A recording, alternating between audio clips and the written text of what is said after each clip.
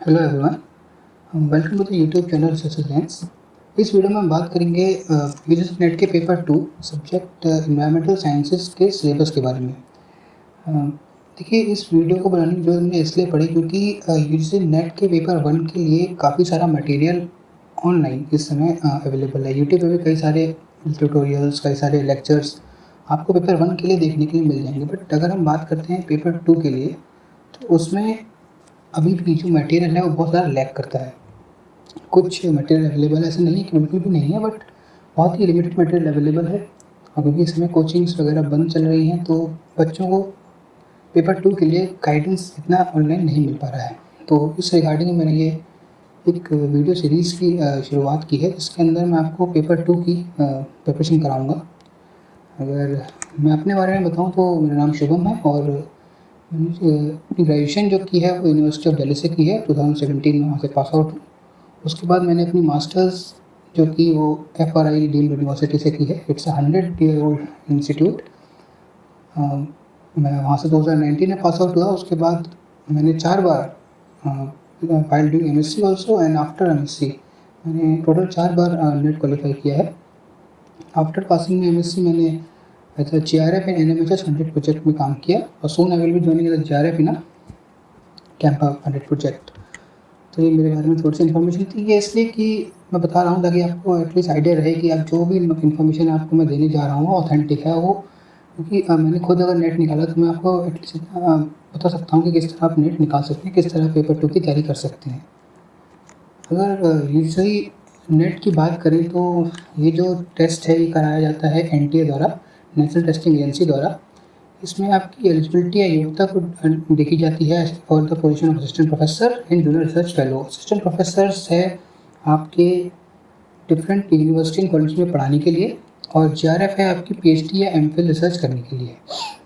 इसमें mainly 2 examination होते हैं, 2 पेपर होते हैं, पेपर 1 एंड पेपर 2। और जो असिस्टेंट प्रोफेसर क्वालिफाई करता है सिर्फ वो JRF के लिए कंसिडर नहीं किया जाता है, और जो व्यक्ति JRF क्वालिफाई कर जाएगा वो असिस्टेंट प्रोफेसर के लिए भी क्वालिफाई हो जाएगा। सो ये थोड़ा सा इन्फॉर्मेशन थी नेट के बारे में। अब हाल ही में जून 2020 के जो यूजीसी नेट का एग्ज़ाम है उसमें थोड़ा सा चेंजेस किया गया है। वो ये है कि जो फेलोशिप है जो ministry of social justice and empowerment और माइनॉरिटी अफेयर्स द्वारा दी जाती है फॉर कंडक्टिंग MPhil और PhD, वो भी उसकी एलिजिबिलिटी भी या उसका सिलेक्शन भी है यूजीसी नेट के एग्ज़ाम के थ्रू ही होगा। तो इसमें जो है वो national fellowship for scheduled student यानी SC, फिर national fellowship of other backward class OBC और माइनॉरिटी कैंडिडेट्स मौलाना आज़ाद नेशनल फेलोशिप। तो इन 3 का भी जो सिलेक्शन है वो यूजीसी नेट के थ्रू ही होगा। तो इसलिए यूजीसी नेट की इंपॉर्टेंस अब थोड़ी सी बढ़ जाती है। अगर हम बात करें मॉडल एग्जामिनेशन की तो यूजीसी नेट 2018 दिसंबर के बाद से कंप्यूटर बेस्ड हो गया। इसको पहले CBSE कराया करती थी, तभी पेन पेपर बेस्ड हुआ करता था। अब ये कंप्यूटर बेस्ड एग्ज़ाम होता है, आपको ऑनलाइन एग्ज़ाम देना होता है कंप्यूटर पे। और पैटर्न की अगर हम बात करें तो इसमें 2 पेपर होते हैं, दोनों ही ऑब्जेक्टिव टाइप होते हैं और दोनों पेपर के बीच में कोई ब्रेक नहीं होता, आपको साथ में ही पेपर देने पड़ते हैं। 3 घंटे का एग्ज़ाम होता है। इसमें पेपर 1 जो होता है वो 100 मार्क्स का होता है और उसमें अराउंड 50 क्वेश्चंस आते हैं। 50 और इसका जो सिलेबस है इसमें मेनली आपसे आपकी टीचिंग एंड रिसर्च एप्टीट्यूड को एनालाइज किया जाता है। फिर इसमें कुछ रीजनिंग के क्वेश्चन भी रहते हैं, कुछ रीडिंग कॉम्प्रीहेंशन, फिर आपकी जनरल अवेयरनेस, ये सब आपका इसमें पूछा जाता है। फिर जो है पेपर 2, ये आपका सब्जेक्ट का पेपर होता है। अराउंड 101 सब्जेक्ट्स हैं यूजीसी में, जो कि 200 मार्क का होता है। और इसमें क्वेश्चन नंबर जो होते हैं वो 100 होते हैं। ये आपका बेस जो सब्जेक्ट हमने सेलेक्ट किया है, सिलेक्टेड सब्जेक्ट जो आपने लिया है, सिर्फ उसी का उसमें पूछा जाता है। तो हर सब्जेक्ट का अलग सिलेबस डिफाइंड है और इस वीडियो के अंदर हम एनवायरमेंट्स के सिलेबस को पूरी तरह एनालाइज करेंगे। तो टोटल जो है वो 3 घंटे का एग्ज़ाम होता है और इसमें मैंने बताया आपको पहले कि कोई ब्रेक नहीं होता। अभी सीधा आपको दोनों पेपर एक साथ दिए जाते हैं और आपको ऑनलाइन इसको करना होता है। पहले बीच में आधे घंटे का ब्रेक वो करता था, बट अब वो ख़त्म कर दिया। आपको विदाउट एनी ब्रेक 3 आवर्स में दोनों पेपर करने हैं। तो आपको अराउंड 150 क्वेश्चंस करने हैं, जो कि 2 मार्क का एक क्वेश्चन होगा और 300 मार्क का टोटल एग्ज़ाम होता है। तो अगर सब्जेक्ट की बात करें एनवायरमेंटल साइंस के, पेपर 2 में अराउंड 10 यूनिट हैं आपके इस समय, और जो कि अब हम देख लेते हैं कौन-कौन से हैं। Fundamental environmental sciences, environmental chemistry, environmental biology, environmental geosciences, energy and environment, environmental pollution and control, solid and hazardous waste management, environmental assessment, management and legislation, statistical approaches and modeling in environmental sciences and contemporary environmental issues। तो काफ़ी vast syllabus है environment का।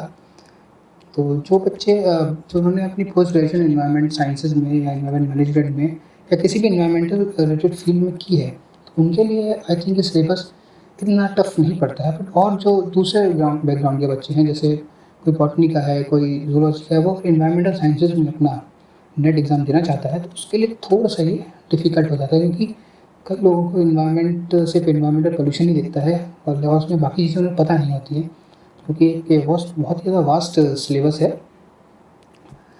तो ये आपका pattern units रहते हैं इसमें। तो 10 के 10 इसमें यूनिट जो हैं वो कंपलसरी होते हैं और इम्पोर्टेंट भी हैं। आप कोई भी यूनिट छोड़ के तैयारी में नहीं जा सकते, आपको सारे यूनिट प्रॉपरली पढ़ने ही पड़ेंगे। अगर हम बात करते हैं फर्स्ट यूनिट के अंदर, तो इसमें बेसिक्स ऑफ एनवायरमेंटल जो साइंसेस के जो बिल्कुल फंडामेंटल्स हैं उन्हीं में क्वेश्चन आते हैं। तो जिसमें कि डेफिनेशन हो गया, प्रिंसिपल है, स्कोप हो गया, फिर एटमॉस्फेयर, हाइड्रोस्फीयर, लिथोस्फीयर का स्ट्रक्चर एंड कंपोजिशन है, थर्मोडायनेमिक्स के लॉज, मास एनर्जी ट्रांसफ़र, फिर meteorological parameters, pressure, temperature, precipitation, humidity, mixing ratio, saturation mixing ratio, adiabatic lapse rate, environmental lapse rate, wind roses, इस type के question पूछ लेंगे। फिर interaction between man, earth and environment, फिर biogeographical provinces of the world and agro climatic zones of India, फिर है concept of sustainable development, natural resources and assessment, remote sensing in GIS जो है, इसमें चेंजेस किए गए थे 2018 में सिलेबस में, उसके बाद ये यूनिट 1 में ऐड किया गया है। इसके भी आपको 3 से 4 क्वेश्चन आजकल रिमोट सेंसिंग के देखने को मिल जाते हैं। तो उसके फिर एप्लीकेशन ऑफ रिमोट सेंसिंग पूछा जाता है आपसे, और environmental education and awareness, environmental ethics.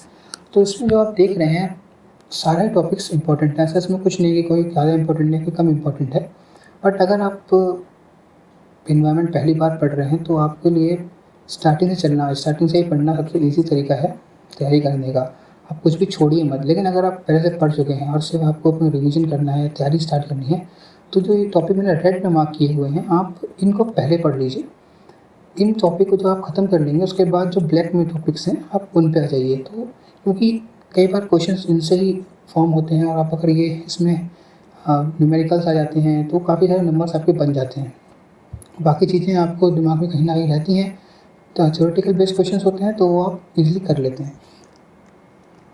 Unit 2 की बात में जो है एनवायरमेंटल केमिस्ट्री, ये भी एक इम्पॉर्टेंट यूनिट है।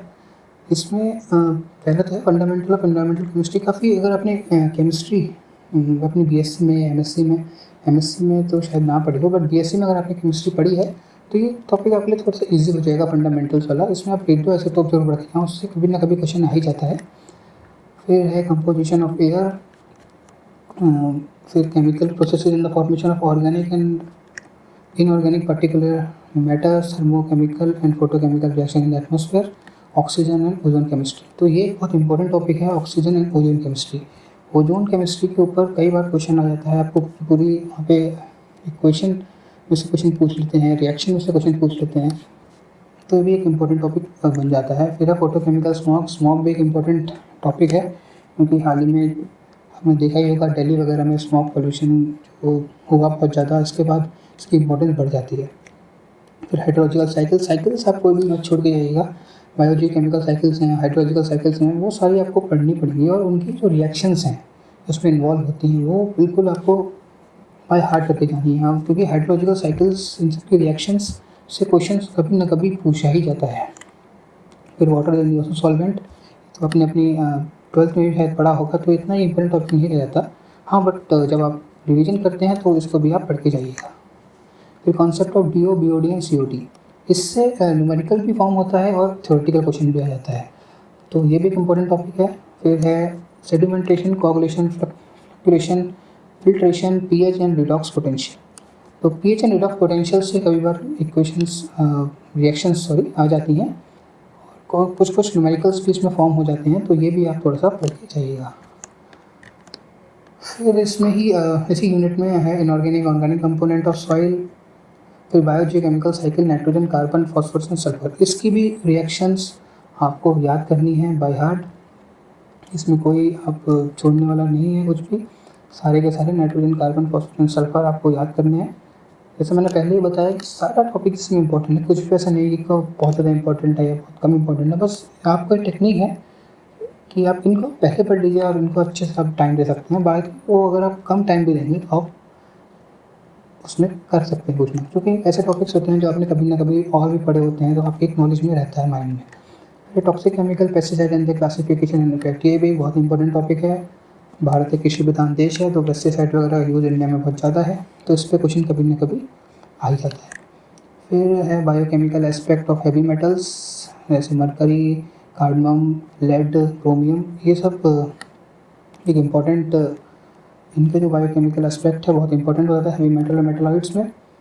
पैन, बीओसी एंड पीओपी, ये सब को पढ़ के जाना ही पड़ेगा, इसमें से क्वेश्चन हमेशा आता ही आता है, हैवी मेटल से क्वेश्चन आएगा ही आएगा, तो इसको आप तैयार कीजिएगा। फिर है कार्सिनोजेंस इन द एयर, इसको आप क्योंकि इसमें ज़्यादा थ्योरेटिकल चीज़ें ही हैं, तो आप इसको अभी बाद में ही पढ़ सकते हैं, बट ये भी एक इम्पॉर्टेंट टॉपिक रहता है। फिर है प्रिंसिपल्स ऑफ एनालिटिकल मेथड्स, ये भी एक इम्पॉर्टेंट टॉपिक है, इसको भी आप नहीं छोड़ सकते, ये भी आपको पढ़ना ही पढ़ना पड़ेगा, क्योंकि इससे न्यूमेरिकल्स भी आते हैं, कई बार थ्योरेटिकल क्वेश्चन भी फॉर्म हो ही जाता है, तो इसको भी आप एक बार ज़रूर पढ़ लीजिएगा। फिर है यूनिट एनवायरमेंटल बायोलॉजी, ये इस पेपर की सबसे इम्पोर्टेंट यूनिट है। अराउंड 30% ऑफ मार्क्स आप इस पेपर को पढ़ के स्कोर कर सकते हैं। 30% क्वेश्चंस मैं अगर आपको बताऊं तो इस यूनिट से आता है। इस यूनिट को अगर आप तैयार अच्छे से कर लेते हैं तो आप एक अच्छा स्कोर कर सकते हैं और आप JRF ईजिली क्वालिफाई इसको थ्रू कर सकते हैं। इसमें सबसे पहले इकोलॉजी इंटरडिसिप्लिनरी साइंसेस, ये थ्योरेटिकल चीज़ ज़्यादा है। फिर ओरिजिन ऑफ लाइन स्पीशीशन, इससे एक इम्पॉर्टेंट टॉपिक बन जाता है।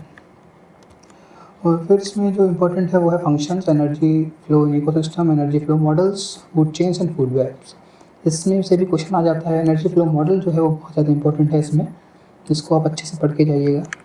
फिर है बायोजियोकेमिकल साइकिल, जैसा मैंने पहले ही बताया, बायोजियोकेमिकल साइकिल्स बहुत ज़्यादा इंपॉर्टेंट हैं, चाहे वो केमिस्ट्री के एस्पेक्ट से हो, बायोलॉजी के एस्पेक्ट से हो, आपको इसको पढ़ के जाना ही पड़ेगा। फिर है इकोलॉजिकल सक्सेशन, और ये भी एक इम्पॉर्टेंट टॉपिक है। स्पीशीज डाइवर्सिटी, ये भी एक इम्पॉर्टेंट टॉपिक है। वैसे ओवरऑल इन्वायरमेंटल बायोलॉजी पूरा ही आप पढ़ेगा, कुछ भी उसमें छोड़ने का नहीं है, फिर भी अगर आपको इसमें इंपॉर्टेंट टॉपिक चाहिए तो आप इन टॉपिक्स को पहले कंसिडर कीजिए, उसके बाद ब्लैक कलर टॉपिक्स 5 जो मैंने आपको टेक्निक बताई। फिर है basis of ecosystem and ecosystem classification, types of ecosystem, ये भी इम्पॉर्टेंट है, लेकिन आपको इसको बाद में पढ़ सकते हैं। इसी यूनिट में है फिर है biomes, concept and classification and distribution, फिर characteristics of different biomes, tundra, taiga, grassland, deciduous forest, highland, icy, alpine biome, chaparral, savanna, tropical forest, ये भी इम्पोर्टेंट हो जाता है काफ़ी। पॉपुलेशन इकोलॉजी भी बहुत ज़्यादा इंपॉर्टेंट है, इसमें कुछ न्यूमेरिकल्स भी आ जाते हैं कई बार, इसको भी आप अच्छे से तैयार कीजिएगा। Concept of RNK species question आता ही आता है, तो इसको तो आप बिल्कुल नहीं छोड़ सकते। फिर कीस्टोन स्पीशीज़ तो थ्योरेटिकल हो जाता है। फिर कम्युनिटी इकोलॉजी भी पढ़ के जाइएगा, इससे भी कई बार क्वेश्चन आ ही जाता है। एलोपैथी, पैरासिटिज्म, कई बार रिलेशन पूछ लेते हैं कि कौन सा इसके बीच में, इन दो के बीच में कौन सा रिलेशन है, क्या किस तरह से इंटरेक्ट कर रहे हैं, पैरासिटिज्म है, एलोपैथी है, इस टाइप के क्वेश्चन आ जाते हैं। बायोलॉजिकल इन्वेशन पे क्वेश्चन आ जाते हैं। फिर बायोडाइवर्सिटी कंजर्वेशन भी एक इम्पॉर्टेंट टॉपिक है। इन एक्स सिटू, इन विट्रो, इन सिटू, ये सब पूछा जाता है, और इसके लिए आप इसमें ज़्यादा पढ़ने का अगर आप है नहीं, लेकिन आप पढ़ेंगे तो ये आपको समझ में आ जाएगा, तो उसको आप आसान तैयार कर सकते हैं। फिर जो इम्पोर्टेंट है वो है national park, sanctuaries, protected areas and sacred groves in India, इस पे जो क्वेश्चन आता है वो थोड़ा हिस्ट्री बेस्ड आ जाता है कि कब स्टार्ट हुआ, मतलब ऐसा आपको ऑर्डिन डेट नहीं पूछेंगे बट कुछ ना कुछ इस तरीके से घुमा के कि ये स्पीशी कहाँ मिलेगी, इस टाइप के क्वेश्चन आ जाते हैं। तो इसमें आप मेरे को देखिएगा कि एंडेमिक स्पीशीज़ कौन से नेशनल पार्क की क्या है जो कहीं और नहीं मिलती है, ऐसा कुछ कंजर्वेशन किसका इंपॉर्टेंट यहाँ पर होता है किस नेशनल पार्क में, उस वे में आप उसको पढ़िएगा। फिर concept of gene pool, bio piracy and bio prospecting. तो जिन लोगों की बायो बैकग्राउंड है उनके लिए तो बहुत ज़्यादा आसान ये हो जाते हैं ये कॉन्सेप्ट ऑफ जीन पूल वगैरह, तो उसके इसको आप बाद में पढ़ सकते हैं। फिर कॉन्सेप्ट ऑफ रेस्टोरेशन इकोलॉजी, ये भी एक इम्पॉर्टेंट टॉपिक है, रेस्टोरेशन से भी काफ़ी क्वेश्चन पूछे जाते हैं। फिर जो आता है वो extinct, rare, endangered and threatened flora and fauna of India. इसके भी क्वेश्चन आ ही जाते हैं हर बार, एक या दो क्वेश्चन इसके extinct, rare, endangered and threatened से पूछ लेते हैं। आईयूसीएन लिस्ट के बारे में आपसे पूछ लेंगे, तो इसको भी अच्छे से तैयार करना है आपको। कंसेप्ट ऑफ इंडस्ट्रियल इकोलॉजी, फिर आता है टॉक्सिकोलॉजी एंड माइक्रोबायोलॉजी, ये भी एक बहुत इंपॉर्टेंट टॉपिक है, इसको आप छोड़ नहीं सकते, इसको तो आपको पढ़ना ही पढ़ना है। इसमें कंसेप्ट बायोसी, थ्रेशोल्ड लिमिट्स, वैल्यू, इन सब के ऊपर छोटे छोटे क्वेश्चंस फॉर्म कर लेते हैं वो, और ये आपको बहुत ज़्यादा कंफ्यूजन करने के लिए भी तैयार रखते हैं। फिर है major water borne disease and airborne disease के ऊपर आपकी पकड़ अच्छी होनी चाहिए, क्योंकि कौन सा डिजीज़ कौन से वायरस कौन से बैक्टीरिया से होता है इसके ऊपर क्वेश्चन आ जाते हैं। कई बार एक डिजीज़ का नाम कहीं और कंट्री में कुछ और होता है तो वो ऑप्शन में रहता है और आप वहाँ पे समझ नहीं पाते हैं कि यार इसका तो मैंने कुछ और पढ़ा था। तो आपको डिजीज़ का अलग अलग नाम भी आपको याद कर लेना है कि ये डिजीज़ इस नाम से जाना जाता है, या सेम जैसे मान लीजिए कोई भी हैवी मेटल होने वाला डिजीज़ है, एक आपको डिजीज़ पता है उसके और कोई डिजीज़ भी उसके थ्रू होता है तो वो याद करना है। क्योंकि कई बार क्या होता है कि मान लीजिए मरकरी से डिजीज़ उन्होंने पूछ लिया, मरकरी से होने वाला दूसरा डिजीज़ का ऑप्शन में आ जाएगा, तो आप वहाँ कन्फ्यूज हो जाएंगे। तो इसलिए 2-3 डिजीज़ जो भी होते हों आपको याद करके पढ़ के जाना है। फिर एनवायरमेंटल बायोटेक्नोलॉजी, जिसमें बायो रेमेडिएशन पे भी क्वेश्चन पूछा जाता है, बायो इंडिकेटर्स, बायो फर्टिलाइजर्स पे छोटे मोटे क्वेश्चन पूछ लेते हैं। बहुत इन डेप्थ क्वेश्चन नहीं पूछा जाएगा बट यस आपको ऊपर ऊपर से कुछ ना कुछ क्वेश्चन बन ही जाता है, बट ये एक इम्पोर्टेंट टॉपिक हो जाता है। वैसे तो मैंने आपको जैसे बताया कि यूनिट 3 सबसे ज़्यादा इंपॉर्टेंट है, यूनिट 3 की इम्पोर्टेंस कभी कम मत समझिएगा, इसको बहुत से तैयार आप करके जाइएगा, क्योंकि 30% मार्क्स आपके सिर्फ यूनिट 3 से बन सकते हैं। फिर आपका यूनिट 4 एनवायरमेंटल जियो साइंसेस, ये भी एक बहुत बड़ा यूनिट है, बट इसमें से क्वेश्चन जो आते हैं मेनली हम आप कह सकते हैं जोग्राफी बेस्ड क्वेश्चन हैं वो सही से आते हैं इसमें। फॉर्मेशन ऑफ इग्निशन मेटामॉर्फिक, इसमें जो इम्पोर्टेंट टॉपिक है वो कौन सा, study and equilibrium energy budget of earth. Energy budget of earth आपको थोड़ा पढ़ के जाना होगा। फिर है climates of India, western disturbances, Indian monsoon, drought, El Nino, La Nina, ये आपको अच्छे से पढ़ के जाना है। मानसून के ऊपर, अल नीनो के ऊपर और ला नीना के ऊपर भी क्वेश्चन आ ही जाता है, बट ये थ्योरेटिकल बेस्ड क्वेश्चन ज़्यादा रहते हैं। फिर कॉन्स्टेंट और residence time, rate of natural cycles, इसके अंदर आपको थोड़ा न्यूमेरिकल क्वेश्चन बन सकता है, बट यस आप उसको भी उसी तरह फॉलो करेंगे। पहले आप रेड वाले टॉपिक्स को पढ़ लीजिए, फिर टाइम आपके पास बचता है तो आप ब्लैक वाले टॉपिक्स को पढ़ लीजिए। मैंने इसको इस तरह बनाया है कि आपने हो सकता है कुछ चीज़ें अपने सब्जेक्ट में पढ़ी हो। अगर आपने इन्वायरमेंटल जिसमें करके आपके पेपर था आपके एमएससी में या पीएससी में, तो आपके लिए चीज़ ईजी हो जाती है। अगर आपके पास ये पेपर नहीं था आपके सब्जेक्ट में, आपके एमएससी के टाइम में, तो आप कंसिडर ये कीजिए कि आप टॉपिक को मत देखे बिना आप स्टार्टिंग से पढ़िए, टॉपिक वाइज जाइए, क्योंकि फिर आपके लिए सारे टॉपिक इंपॉर्टेंट हो जाते हैं। कोई टॉपिक ऐसा इंपॉर्टेंट अनइम्पॉर्टेंट नहीं रहता, और क्वेश्चन का कोई भरोसा नहीं, कहीं से भी आ सकता है। कोई टॉपिक अगर अनइम्पॉर्टेंट होता है वो सिलेबस में नहीं होता। फिर जियोफिजिकल फील्ड, इसमें से ज़्यादा नहीं पूछा जाएगा। फिर है weather, including weathering, reaction, erosion, transportation and deposition of sediments, geo science का। फिर जो साइंस में इंपॉर्टेंट है वो soil physical and chemical properties, soil types and climate control on soil formation, और भी इसमें काफ़ी कुछ है। Darcy law and validity, Darcy law से न्यूमेरिकल फॉर्म हो सकता है, तो डार्सी लॉ आप अच्छे से एक बार देख लीजिएगा। फिर है pollution of ground water resources, तो Ghyben Herzberg relation between fresh and saline water, इसमें से एक न्यूमेरिकल फॉर्म हो जाता है, क्योंकि इसमें कोई बहुत ज़्यादा बड़ा टफ चीज़ नहीं है, इसमें एक छोटी सी इक्वेशन ही है, that is equals to 40 H I think something like that. तो इसको आप अगर तैयार करके जाएंगे तो आप आसानी से 1-2 नंबर आपके बन जाएंगे सिर्फ एक रिलेशन के थ्रू। तो ऐसे टॉपिक्स को आप ढूंढिए जिसमें से न्यूमेरिकल फॉर्म हो सकते हैं। वो टॉपिक्स जब आपको पता रहेंगे तो आप इजीली कर सकते हैं और आपके नंबर बन सकते हैं। फिर natural resources exploration and exploitation due to environment concern, ऐसे कई सारे टॉपिक्स और हैं इसमें, बट इम्पॉर्टेंट है for prediction of hazard and mitigation of their impact. ये आप एक बार पढ़ लीजिएगा। जैसे अब मैंने बताया कि आपने अभी नहीं ये चीज़ पढ़ी है, फर्स्ट टाइम अगर आप पढ़ रहे हैं तो आप स्टार्टिंग से पढ़िए। जैसे नेचुरल हज़ार्ड आप पूरा पढ़िए, catastrophic, geological hazard, flood, landslide, earthquake, ये सब आप जब पढ़ेंगे तभी आपके समझ में आएगा, वरना तो सीधे आप यहाँ पहुँच जाएंगे तो समझ में नहीं। लेकिन अगर आपने पहले कोई पढ़ा है तो आप सीधा इस टॉपिक को पहले पढ़िए, जब ये ख़त्म हो जाए सारा फिर आप स्टार्टिंग से एक बार थोड़ा बेसिक को दोबारा से स्ट्रॉन्ग कर लीजिए। फिर यूनिट 5, ये भी बहुत इंपॉर्टेंट टॉपिक है, एनर्जी एंड एनवायरनमेंट। एनर्जी के ऊपर गवर्नमेंट का सबसे ज़्यादा जोर है, हर जगह, हर पूरे वर्ल्ड में सबसे बड़ा कंसर्न एनर्जी है। तो एनर्जी का इंपॉर्टेंट टॉपिक बन के सामने आता है। तो इसमें जो इंपॉर्टेंट है वो है फॉसिल फ्यूल, इसमें classification, composition, physicochemical characteristics, energy content of coal, petroleum and natural gas, shale oil, coal bed methane, gas hydrates. इसमें भी क्वेश्चन पूछा जाता है आपको, कोल बेड मीथेन कैसे बनती है, गैस हाइड्रेट कैसे बनते हैं, शेल ऑयल क्या होता है, इस टाइप के क्वेश्चन आ जाते हैं। बट ऑब्जेक्टिव बेस रहता है तो आपको ज़्यादा टफ नहीं आएगा। आप थोड़ा बहुत पढ़ेंगे तो आप इजीली इन क्वेश्चन को कर लेंगे। फिर gross calorific value and net calorific value, इससे भी न्यूमेरिकल फॉर्म हो जाता है, तो आप इसको उस तरीके से पढ़िए कि आप इसमें न्यूमेरिकल सॉल्व कर सकें। Principle of generation of hydro power, tidal energy, ocean thermal, wind power, geothermal, solar energy, इसके से भी क्वेश्चंस न्यूमेरिकल्स आते हैं। तो इसको भी आप न्यूमेरिकल बेसिस पे ही पढ़ के जाइएगा। और क्योंकि आपका इसमें पूछ लेते हैं कि एफिशिएंसी कितनी होगी, कितने सन इतने तेज टाइडल है, इतना विंड फ्लो इतना है, तो किस तरह आप निकालेंगे, कितनी जनरेट पावर हो जाएगी। तो इस टाइप के क्वेश्चन में पूछे जाते हैं।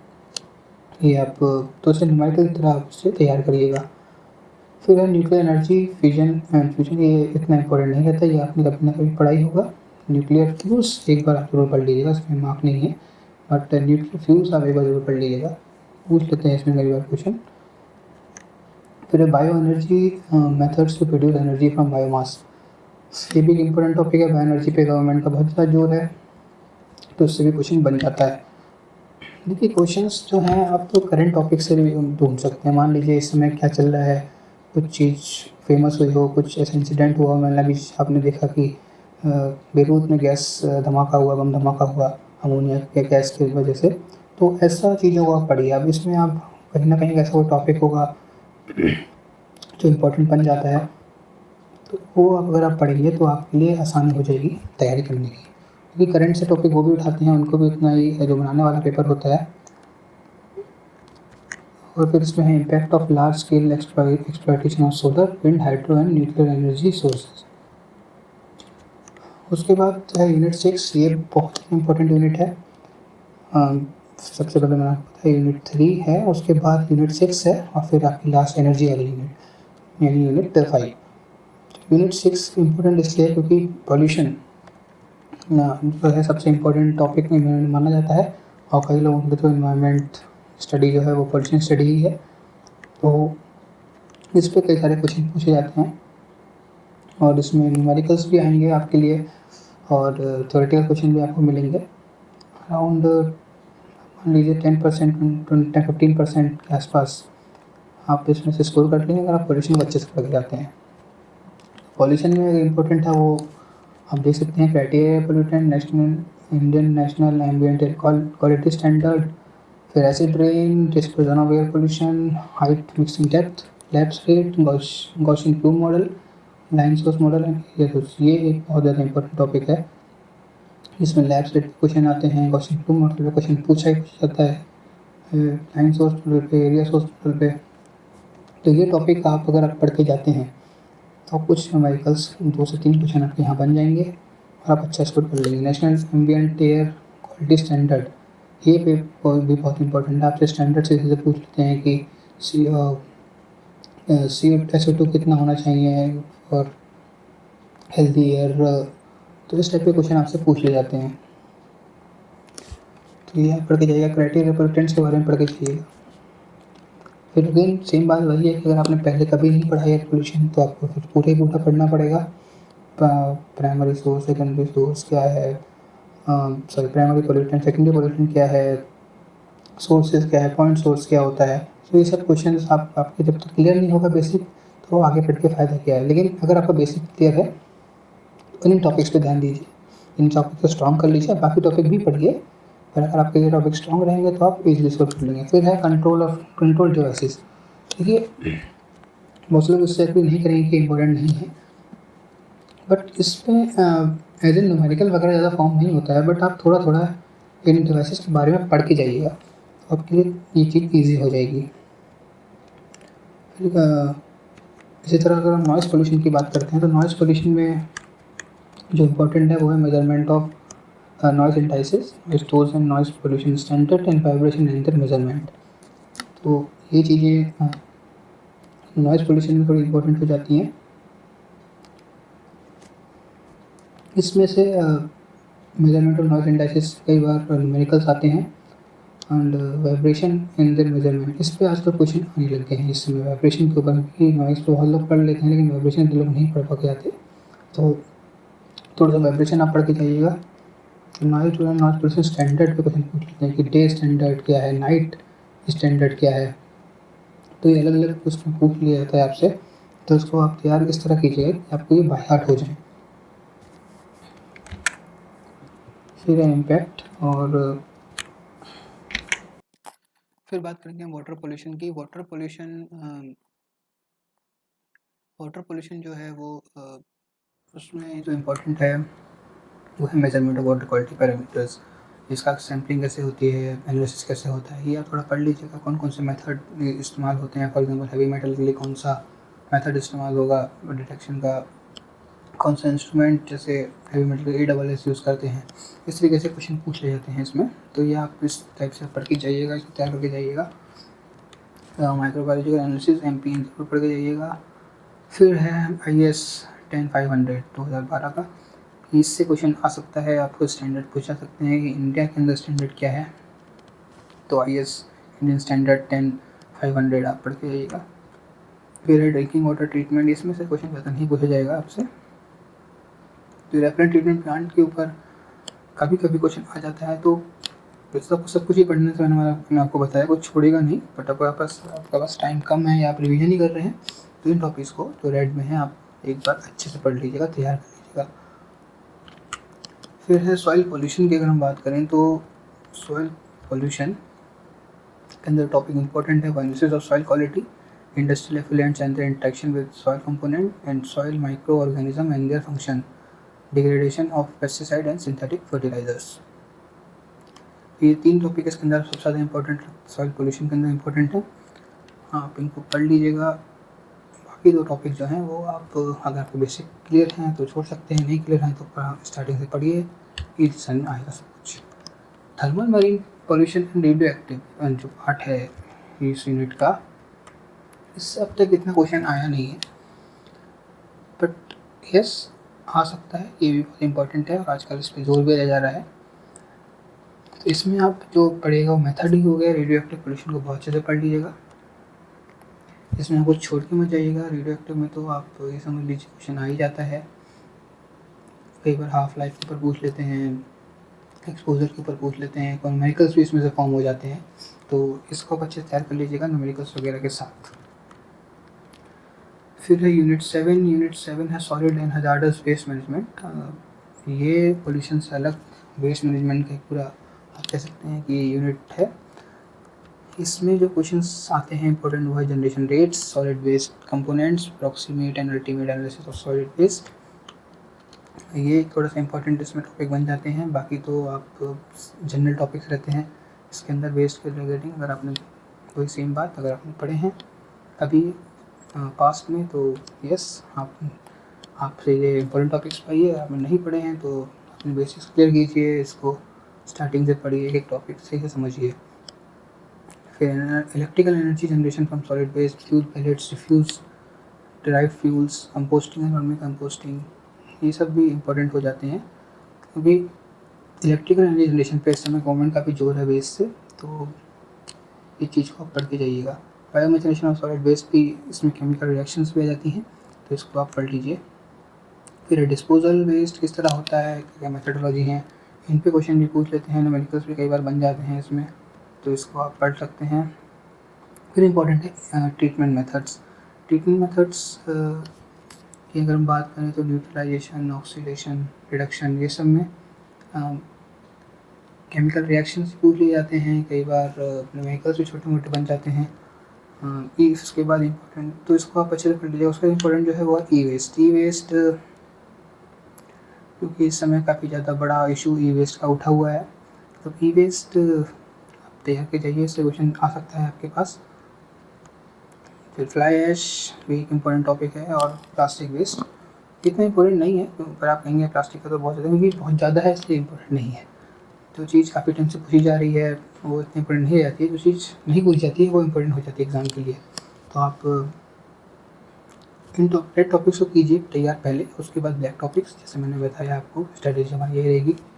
फिर है यूनिट 8, ये आप देखेंगे यूनिट फिर से रेड में है, यानी कि पूरी यूनिट इंपॉर्टेंट है। इस यूनिट में सब कुछ नहीं छोड़ेंगे तो ही बेस्ट रहेगा। फिर भी अगर आप चाहते हैं कि कुछ इंपॉर्टेंट टॉपिक्स आप कंसिडर कवर करें पहले, तो आप पढ़ सकते हैं इम्पैक्ट असेसमेंट मेथोडोलॉजी। इसमें मेनली EIA जो है इस यूनिट के अंदर आपसे पूछा जाएगा, EIA, EIS, EMP, इनके बारे में अगर आपकी बेसिक अंडरस्टैंडिंग क्लियर है तो ठीक, बहुत बहुत अच्छी बात है। अगर बेसिक अंडरस्टैंडिंग क्लियर नहीं है तो इसको स्टार्टिंग से पढ़िए, एक चीज़ इसकी पढ़िए, इसमें से बहुत सारे क्वेश्चन आते हैं। कई बार इस तरह आता है कि मेथोडोलॉजी के ऊपर बहुत सारे क्वेश्चन आ जाते हैं, करेक्ट सीक्वेंस में देंगे और पूछा जाएगा कि इसमें करेक्ट सीक्वेंस क्या है, तो इसको इस तरीके से आप पढ़िए। सीक्वेंसिंग उसकी करने को आपसे बोल देगा कि choose ABCD, which one will be first, which one will be second, तो इस तरीके से इसमें क्वेश्चन पूछा जाता है। फिर life cycle analysis, cost benefit analysis, ये भी एक इम्पोर्टेंट टॉपिक है इसके अंदर। फिर जो इम्पोर्टेंट आ जाता है वो है ISO 14000 सीरीज़ जो है ISO की, बहुत इंपॉर्टेंट है, इसमें से भी क्वेश्चन पूछ लेते हैं। ISO अपने आप में एक इम्पॉर्टेंट चीज़ है, तो आप ISO को छोड़ के नहीं सकते। ISO को अच्छे से पढ़ लीजिएगा। फ्यूचर में जाने वाली वीडियोज़ में मैं आपको ISO जो 10-500 है और 14000, ये दोनों ISO आपको अच्छे से पढ़ा दूँगा। फिर है EIA notification 2006 and amendment time to time. अभी हाल ही में गवर्नमेंट ऑफ इंडिया ने जो है EIA अमेंडमेंट ड्राफ्ट निकाला, जिसके बाद बहुत ज़्यादा क्रिटिसिज्म गवर्नमेंट का इस समय हो रहा है, बट तो इसलिए EIA भी इम्पोर्टेंट हो जाता है। इसलिए आप EIA को अच्छे से तैयार करके जाइए इस एग्ज़ाम के लिए जब आप चाहें तो। फिर IE लेबलिंग स्कीम, ये इतना इम्पोर्टेंट नहीं होता। फिर आता है इसी यूनिट में है overview of environmental laws in India. Environmental law के अंदर आप कोई सा भी लॉ नहीं छोड़ सकते। सबसे पहले constituent provisions in India, article 48A and 51A, ये दोनों आर्टिकल बहुत इंपॉर्टेंट है। पूरा जो एनवायरमेंट प्रोटेक्शन है इंडिया का, इन दो आर्टिकल्स के बेस समझ लें, इन दोनों आर्टिकल्स को उसका, तो एक तरीके से ये इम्पोर्टेंट हो जाता है। इसमें कई सारे एक्ट्स एंड उनके रिविजन्स हैं, रिविजन्स आपको अच्छे से करके जाने हैं, उनके अमेंडमेंट्स पढ़ के जाने होंगे। तो इस तरीके से ये जो हैं सारे रूल्स एंड एक्ट, इनको आप एक करके तैयार कीजिएगा। और आप इसमें देख सकते हैं कि जो लेफ़्ट साइड में दिए हुए हैं एक्ट्स, वो आप पहले पढ़ लीजिए। ये जो लेफ़्ट साइड वाले एक्ट्स को आप अभी बाद में भी तैयार कर सकते हैं, इनको छोड़ दीजिए। बट सारे इसमें ऐसा मैं नहीं कहूँगा छोड़ के जाइएगा, पढ़ के सब सारे जाइएगा। इसमें आप ये दो जो हैं इनको ज़रूर देख लीजिएगा। इनको अगर आप लेफ़्ट साइड वाले को छोड़ते हैं तो इन टॉपिक्स को आप बाद में भी पढ़ सकते हैं, बट ये सारे जो हैं ये सब इम्पॉर्टेंट हैं विद दिस, इनके साथ। और ये आप जो हैं ये आप बाद में पढ़ सकते हैं, इसमें कोई प्रॉब्लम आपको नहीं होगी। बट इनसे क्वेश्चंस जो लेफ़्ट साइड वाले रूल्स एंड एक्ट्स हैं, इनसे क्वेश्चन आता ही आता है एग्ज़ाम में। कभी ना कभी कुछ ना कोई एक्ट के ऊपर क्वेश्चन पूछे जाएगा आपसे। ईयर वगैरह शायद ना पूछे जाए, लेकिन फिर भी आप तैयार करके जाइएगा। कुछ भी आप रिस्क मत लीजिए, मैं आपको ये रिकमेंड करूँगा। इनको तैयार कीजिए और आप अच्छा स्कोर इसके इन एक्ट्स को तैयार करने के बाद भी कर सकते हैं। फिर है national forest policy 1988, national water policy 2002, environmental policy 2006, ये बहुत इंपॉर्टेंट है, आप इसको पढ़िए और तभी एग्ज़ाम देना चाहिए। फिर इन्वायरमेंटल कन्वेंशंस एंड एग्रीमेंट्स जो हैं सारे इंपॉर्टेंट हैं, इसमें से आप कुछ नहीं छोड़ सकते। ऑलरेडी इसका हेडलाइन ही जिसका रेड में है वो आप सब पढ़ के जाइए। इसमें स्टॉकहोम कॉन्फ्रेंस, ये सबके ऊपर कई सारी वीडियोस आपको ऑनलाइन मिल जाएंगी और आप उनके थ्रू भी तैयार कर सकते हैं। फिर है unit 9 statistical approaches and modelling in environmental sciences. ये जो टॉपिक है, यूनिट है, इसके अंदर आपके 4 से 5 क्वेश्चंस हर बार एग्ज़ाम में आते ही आते हैं। एटलीस्ट आपके 5 क्वेश्चन आप मान लीजिए स्टैट्स से आएंगे, तो सारा स्टैट्स पढ़ने की जरूरत नहीं है। अगर आपका मैथमेटिकल बैकग्राउंड रहा है, आपने स्टैट्स कभी ना कोई पढ़ी है, तो आई डोंट थिंक आपको इसमें डिफ़िकल्टी होगी। थोड़ा रिवीजन की जरूरत ही पड़ सकती है, बट अगर आपने स्टैट्स नहीं पढ़ी है देन आप बेसिक्स अपने स्ट्रॉन्ग कीजिए। अगेन मैं आपसे यही कहूँगा। इंपॉर्टेंट क्या है मैं आपको बता देता हूँ। इसमें है सबसे पहले मैं जा रहा हूँ स्क्यूनेस एंड कुर्टोसिस, इस पर क्वेश्चन आ जाता है। Test of hypothesis, correlation, regression, significance and confidence limit, ये भी इम्पोर्टेंट है। फिर approaches to development of environmental models, environmental models जो हैं वो इम्पोर्टेंट इसमें है। तो आप ये टॉपिक्स पहले कर सकते हैं और जो बचे टॉपिक्स हैं उनको बाद में कर सकते हैं तैयारी के हिसाब से। लेकिन अगर वही बात बेसिक स्ट्रॉन्ग नहीं है, प्लीज़ प्लीज़ प्लीज़ सारा पढ़िए इसको। फिर यूनिट 10 है कॉन्टेम्प्रेरी इन्वायरमेंटल इश्यूज़। ये यूनिट भी बहुत ज़्यादा इम्पोर्टेंस रखता है, बट इसमें जो है वो ये ना आप कभी ना कभी कोई ना चीज़ पढ़ते आते हैं। अगर आप इन्वायरमेंट स्टूडेंट हैं फिर तो आपको मैं समझता हूँ इन सब की थोड़ी थोड़ी जानकारी होगी। प्लस जीएस या जीके जनरल नॉलेज की जो इन्फॉर्मेशन रखते हैं अपने साथ, वो इनके बारे में जानकारी रखते ही होंगे। तो उसके क्वेश्चंस कि कब स्टार्ट हुआ, किसने स्टार्ट किया, एम क्या था, टैगलाइन इस मिशन की क्या थी, जैसे पंचलाइन भी बोलते हैं, इस टाइप के क्वेश्चंस पूछ ले जाते हैं। तो ये आप तैयार कर लीजिएगा थोड़ा इसके बारे में। इम्पोर्टेंट क्या है नेशनल मिशंस की, तो 8 नेशनल मिशन है इसमें। National solar mission, enhance energy efficiency, sustainable habitat, water mission, sustaining Himalayan ecosystem, green India, sustainable agriculture, strategic knowledge of climate change.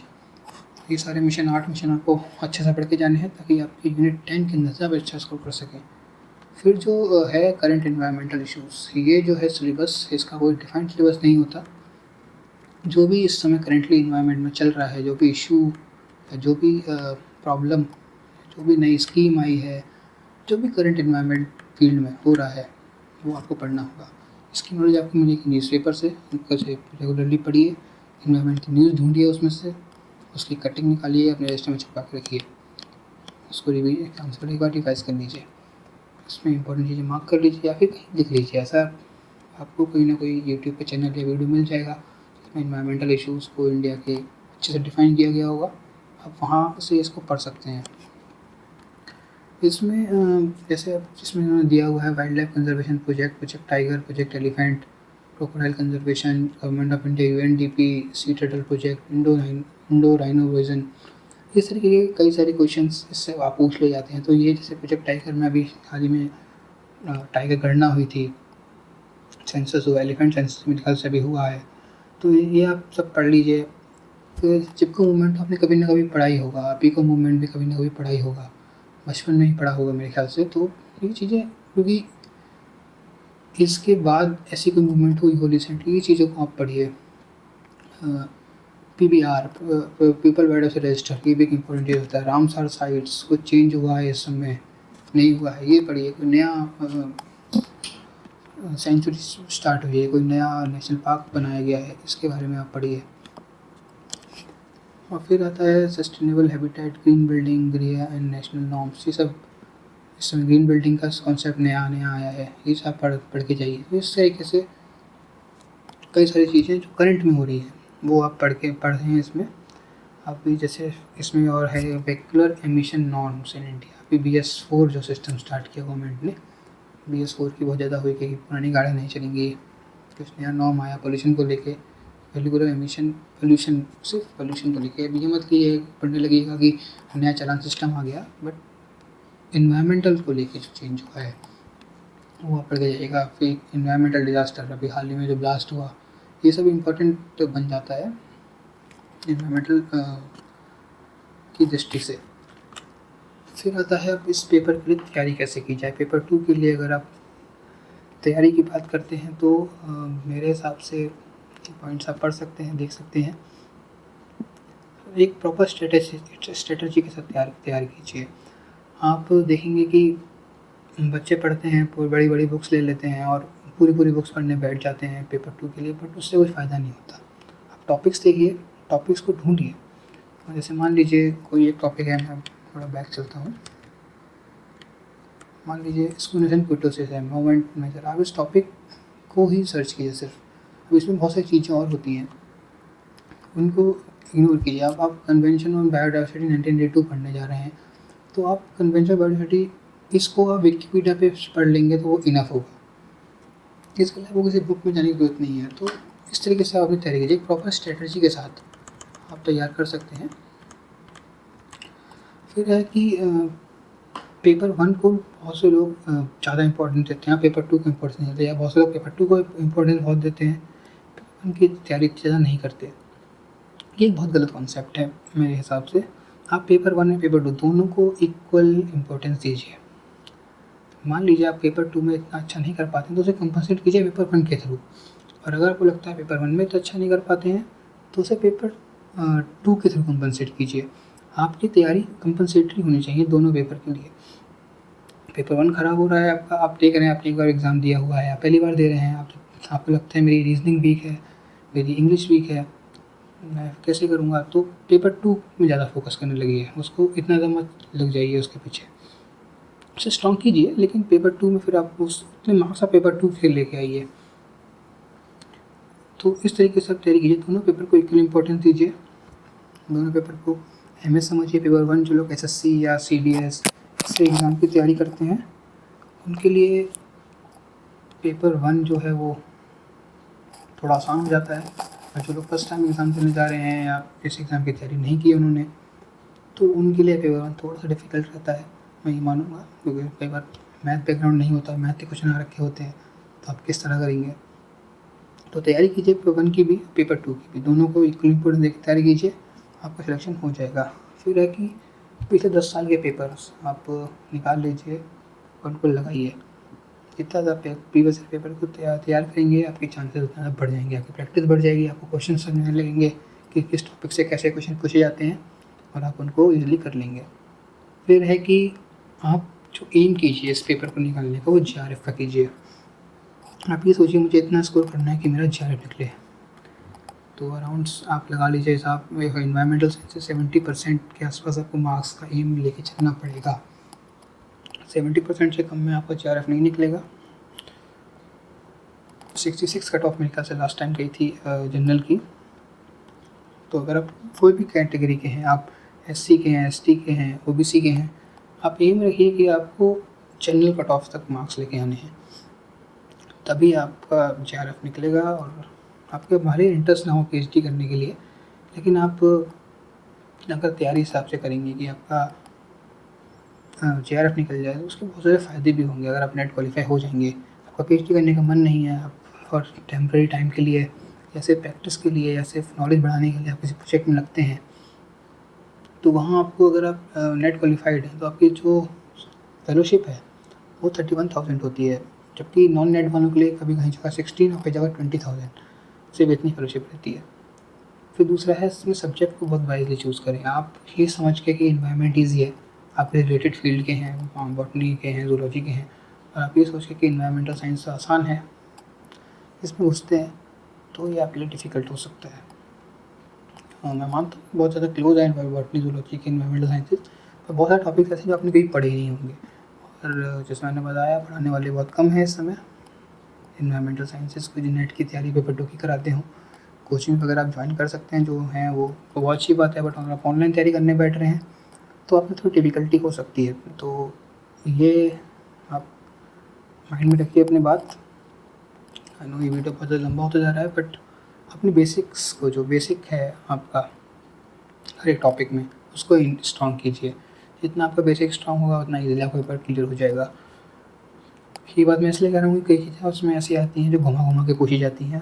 आसान क्वेश्चन होते हैं बट घुमा के पूछा जाता है तो आप लोग सॉल्व नहीं कर पाते, बट अगर आपके बेसिक स्ट्रॉन्ग होंगे तो आप इसको सॉल्व कर लेंगे।